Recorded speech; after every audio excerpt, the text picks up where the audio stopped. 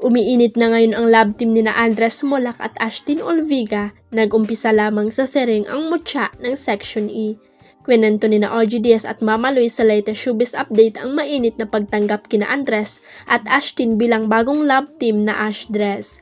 Nang magtungo nga raw ang Ashdress sa isang mall sa Caloocan ay nagpakita ng puwersa ang kanilang mga fan.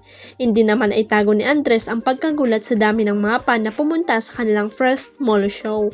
Makikita sa mga video na pinagkakaguluhan sina Andres at Ashlyn ng mga fan na gustong makipag-selfie at magpaperma ng autograph. Ikinumpara rin daw ang Ashdress ngayon sa naging popularidad ng dating tambalang JD na sina James Reid at Nadine Lostri.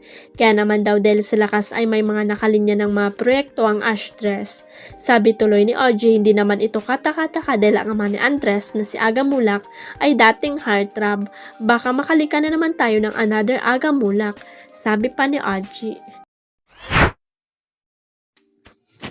Hanggang ngayon ay tila hirap pa rin ang kapuso artist na si Ashley Ortega sa pag-a-adjust bilang housemate sa pinakabagong edisyon ng Pinoy Big Brother Celebrity Collab. Sa naging episode nitong Miyerkules sa March 19, umiiyak na dumulog ang aktres sa confession room dahil sa halo-halong nararamdaman. Kuya, I miss home, I miss my dog, I miss my friends. Naiinis ako dito, ang dami kong nararamdaman. Umiiyak na sabi ni Ashley. Anya, hindi niya maintindihan ang sarili kung bakit iyak siya ng iyak. Hindi ko alam bakit ako iyak ng iyak, ayoko yung nararamdaman ko ngayon. I am so overwhelmed, napapagod ako kuya, sumbong pa ni Ashley. Halo-halo kasi ang nararamdaman niyang emosyon lalo na nang tuluyang umalis sa loob ng bahay ang kanyang boyfriend na si Maby Legaspi at ang naging malapit sa kanyang si Ivana. Lalo pa ni Ashley, ang dami kong nararamdamang mga emosyon. Naiyak na lang din ako because of all the emotion that I felt this week. From Maby leaving, from being paired with Ivana and then her leaving, gusto ko magmukmok mag-isa. Gusto ko umiyak mag-isa, ayaw kong i-express ang nararamdaman ko gusto ko lang umiyak.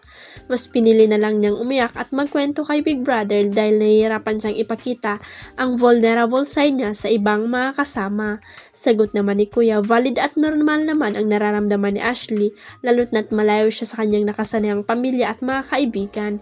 Yung nararamdaman mo normal yan dyan sa loob, nakaka-overwhelm talaga minsan. Kung hindi mo pa kayang mag-open up sa kanila, I won't force you, you don't have to. Gusto ko lang malaman mo na this is a safe place. Anytime na gusto mong mapag-isa, you can run here. Payo ni Kuya kay Ashley.